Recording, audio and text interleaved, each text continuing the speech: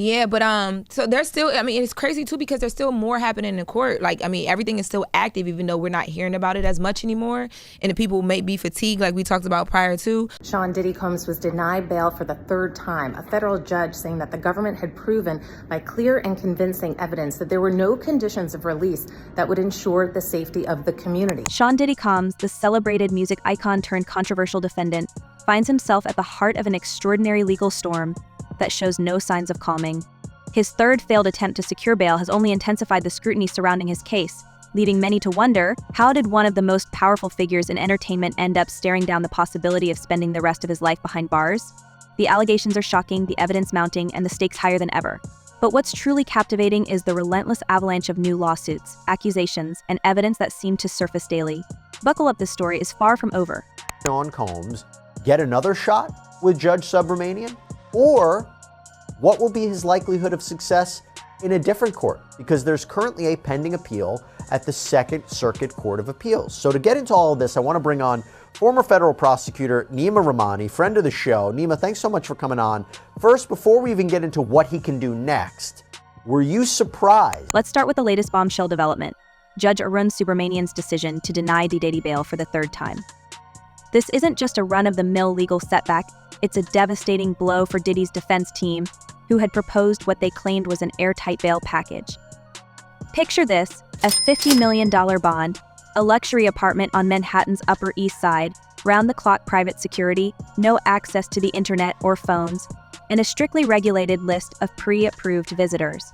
It sounds like a fortress of accountability, right? But Judge Subramanian wasn't convinced. In his 5-page ruling, the judge highlighted a troubling pattern of behavior that made it impossible to trust the hip-hop mogul on the outside. The court finds that the government has shown by clear and convincing evidence that no condition or combination of conditions will reasonably assure the safety of the community, he wrote. And why wouldn't the judge trust Diddy? Well, the list of reasons is as long as it is damning. First, there's the now infamous surveillance footage from 2016, which CNN unearthed earlier this year. The grainy hotel hallway video shows Diddy allegedly grabbing, kicking, and dragging his then-girlfriend, Cassie Ventura, in a heated altercation. This isn't hearsay, it's visual proof that has been impossible for Diddy's legal team to spin. Judge Subramanian cited this footage as evidence of Diddy's propensity for violence, a key factor in his decision to keep the music mogul locked up. Add to that the chilling text messages from Cassie to Diddy in the hours after the incident, where she reportedly wrote, "I have a black eye and a swollen lip. You're sick for thinking this is okay."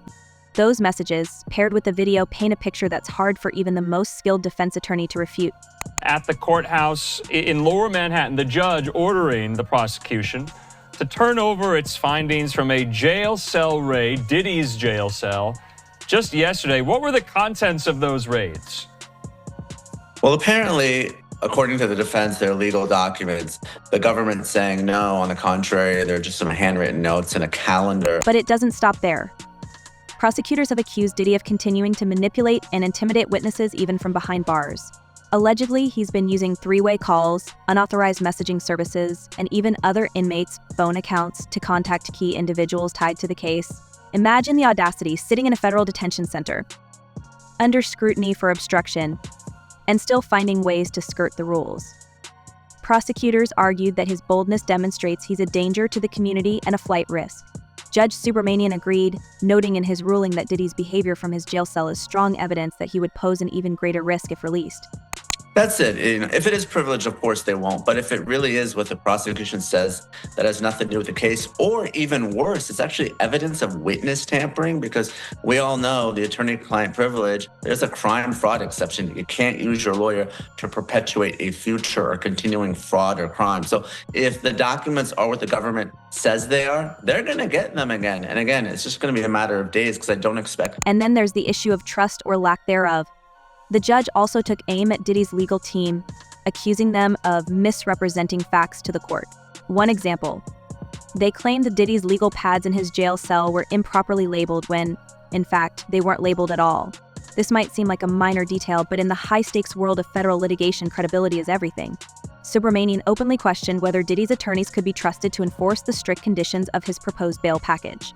This skepticism, coupled with Diddy's alleged history of bending the rules, made the judge's decision clear. Bail denied.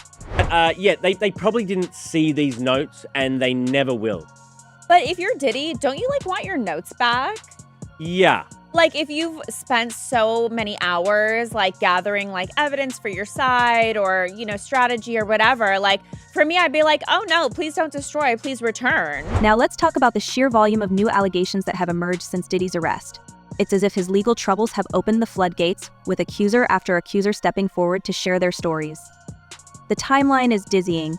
It all began in November 2023, when Cassie filed her explosive lawsuit accusing Diddy of years of emotional, physical, and psychological mistreatment. The suit was shocking enough on its own, but what followed was nothing short of a tidal wave. Within weeks, multiple women filed similar claims, each one more harrowing than the last. Not surprised with the decision. I'm surprised that Judge Subramanian entertained it. He held a 2-hour hearing, which we were covering live, and he issued a 5-page written order. Most other judges, including the 2 previous judges, to consider this issue, summarily denied the bail motion. I think a lot of it stems from Judge Subramanian being a newer judge. This is a Biden appointee. One particularly disturbing case involves a woman identified as Jane Doe, who alleges she was coerced into traveling with Diddy and his associates under false pretenses. According to her lawsuit, she was subjected to terrifying experiences, including being stranded in unfamiliar locations and forced into situations that left her feeling powerless. Another accuser, Liza Gardner, claims she was just a teenager when she first encountered Diddy at an industry party in the early 90s. Her lawsuit alleges that he took advantage of her while she was under the influence, leaving her traumatized for decades. Did in fact occur, their argument is more than likely going to be that this activity was consensual, that this person was a willing participant, and not only that, but that these individuals assumed the risk of being present at those parties, of engaging and voluntarily engaging in this conduct and being in those spaces, consuming alcohol and things of that nature. And then there's Rodney Lil Rod Jones, a former associate of Diddy who filed his own lawsuit earlier this year. Jones alleges that he was forced to participate in and witness deeply unsettling activities while working closely with Diddy. His claims include being pressured to procure individuals for private events and being constantly monitored by Diddy's team. Jones even claims to have video evidence of these events, which could prove to be a game changer if his case goes to court.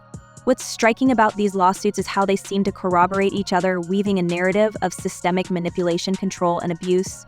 Prosecutors have argued that these stories aren't isolated incidents but part of a larger pattern that spans decades. This is where the RICO charges come into play. By framing Diddy's alleged actions as part of a criminal enterprise, prosecutors can connect the dots between seemingly unrelated events, creating a cohesive that's hard to dismantle.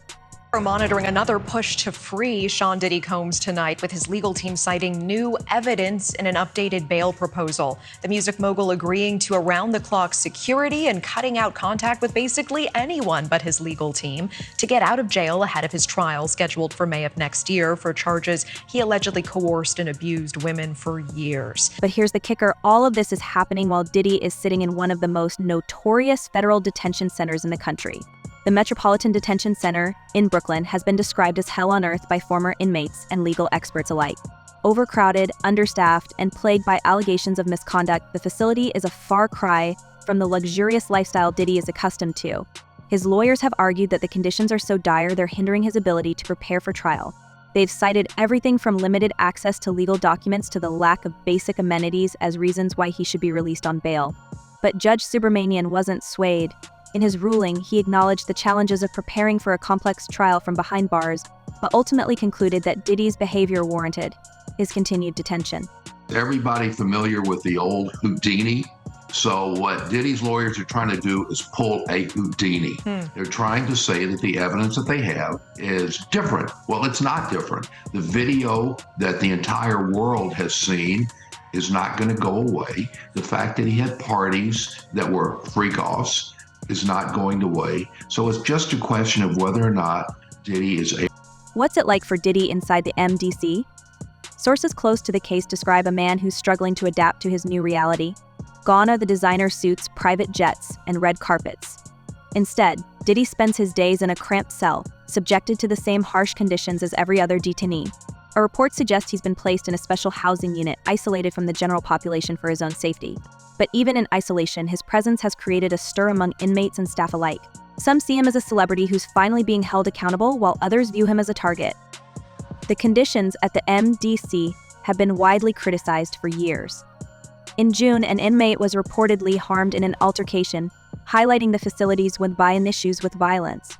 Self-inflicted fatalities and other occurrences have troubled the jail, raising concerns about its capacity to securely detain prominent prisoners. Diddy's legal team has expressed concerns about his well-being, but so far their pleas have fallen on deaf ears. For now, he remains behind bars, awaiting his trial date in May 2025. So there's a few things going on. First is the privilege issue. The judge will decide whether the documents are privileged or not. If they're not, they're going to go to the government. If the documents are not only not privileged, but they're evidence of witness tampering, then a few things can happen, all of which are bad for Sean Diddy Combs. First, of course, he could face obstruction of justice charges in a superseding indictment. What's perhaps most shocking about this entire saga is how quickly it's escalated. In less than a year, Diddy has gone from being a celebrated cultural icon to one of the most scrutinized figures in recent memory. The lawsuits, the criminal charges, the leaked evidence, it's all building toward a trial that promises to be one of the most sensational in modern history. And yet, for all the drama and speculation, one question looms larger than any other. If these allegations are true, how did it take this long for the truth to come out? As we transition to the next chapter in this unfolding story, we'll delve into the charges against Diddy's son, Christian Combs. How do these new allegations fit into the larger narrative? And what does it say about the culture of power and privilege that's been allowed to thrive in the entertainment industry? Stay tuned, this story is just getting started.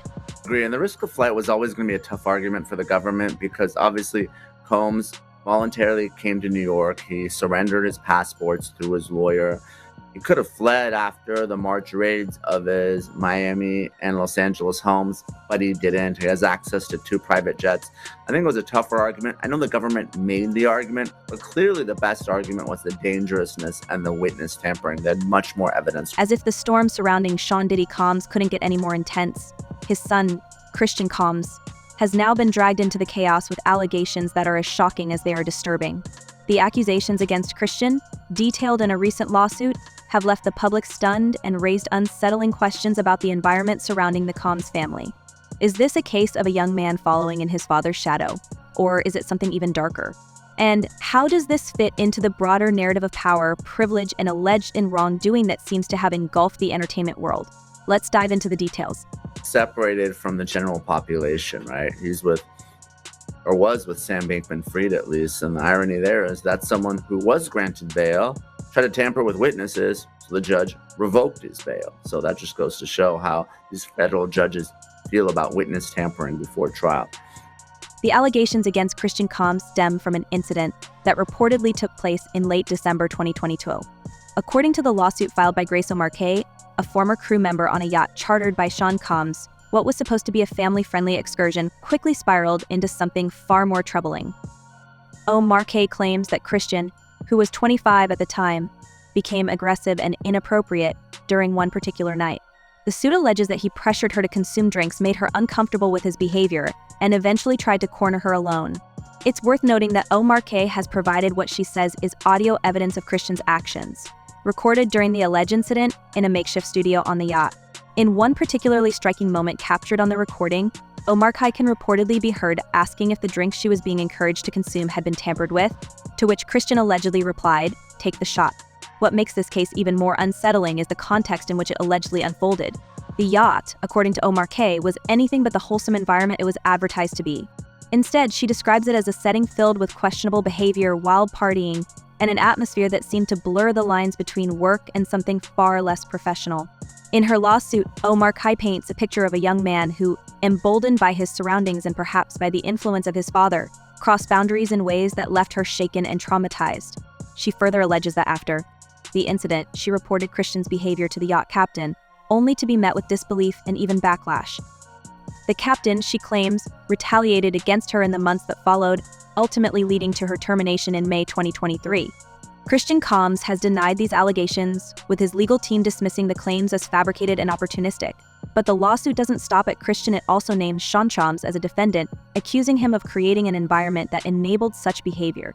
By chartering the yacht and allegedly failing to ensure the safety and professionalism of its operations, Sean is being held legally accountable for what transpired. The suit even goes as far as to accuse him of aiding and abetting his son by fostering a culture where lines were blurred and inappropriate behavior was normalized. Wait a minute. Say that again. Say that again. Back up.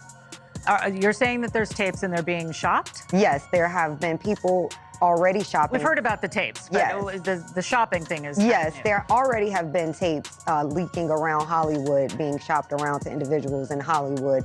But one particular person contacted me to shop a particular video they were in possession of. What's particularly noteworthy about this case is how it mirrors some of the broader allegations against Sean Combs himself. In the federal indictment he's currently facing, prosecutors have alleged that Sean cultivated an environment where control, manipulation, and inappropriate behavior were not only tolerated but actively orchestrated. The parallels between the accusations against father and son are striking, and they raise uncomfortable questions about the influence of power and privilege. Has Christian, intentionally or unintentionally, adopted behaviors modeled by his father? Or is he simply being swept up in the fallout of Sean's much larger legal battles? While Christian's case is still in the early stages, it has already attracted significant media attention, in part because of the high-profile nature of his family. But it's also because the allegations against him seem to fit into a larger pattern of behavior that critics say has plagued the entertainment industry for decades. This is not just a story about one family, it's a story about an entire system that has, for far too long, allowed powerful individuals to operate with impunity. Everyone keeps saying to me, like, how did you keep, why did you keep going? Why were you there? I'm like, it literally is around me. If I don't stay at home, this is the atmosphere I'm in. Like, I have no choice. Take, for example, the allegations of misconduct that have emerged against other high-profile figures in the industry. From executives to artists, there's a troubling history of individuals using their influence to exploit those around them. And while progress has been made in holding some of these individuals accountable, the sheer volume of accusations that continue to surface suggests that the problem is far from resolved. The entertainment world has long been criticized for its culture of excess, secrecy, and unchecked power, and the Combs family's legal troubles seem to encapsulate all of these issues in one explosive case. And he is very, very dominant. Like, he wants to control the situation. He wants to control his inner circle. He wants to make everyone have a good time and enjoy his parties. And so, it is scary because you think, this person or possibly his social network or the people he's around could make or break your career. What's particularly chilling about the allegations against both Sean and Christian is the sense of coordination and planning that seems to run through them. Prosecutors in Sean's case have described an elaborate system designed to maintain control and silence dissent, involving everything from non-disclosure agreements to alleged acts of intimidation. Similarly, Omar Kai's lawsuit against Christian alleges that she was not only mistreated but also silenced when she tried to speak up. The captain's alleged retaliation against her serves as a stark reminder of how difficult it can be for individuals to challenge powerful systems, especially when those systems are backed by immense wealth and influence. If you say the wrong thing or you complain or I don't know, there's an element where you're just, I guess manipulated in a way to make you feel like, oh, you have to please everyone around you. You can't say anything wrong. You don't want to say a bad thing, or when they're constantly asking, would you like to do drugs? And you're like, well, I don't do drugs. And they're like, well, why don't you do drugs? As the legal battles against the Combs family unfold, one thing is becoming increasingly clear. This is not just about the actions of one man or even one family. It's about a culture that has allowed these kinds of behaviors to persist unchecked for far too long. Whether it's the allegations against Sean, the lawsuit against Christian, or the broader patterns of misconduct in the entertainment industry, the message is the same: power without accountability is a dangerous thing. And yet, despite the gravity of these allegations, there are those who continue to defend Sean and Christian, arguing that the claims against them are exaggerated or unfounded. Supporters point to their philanthropic efforts, their contributions to music and culture, and their public personas as evidence that these allegations don't align with who they truly are. But critics argue that this is precisely the problem, that the public images of power players like Sean Combs often serve to mask behaviors that occur behind closed doors.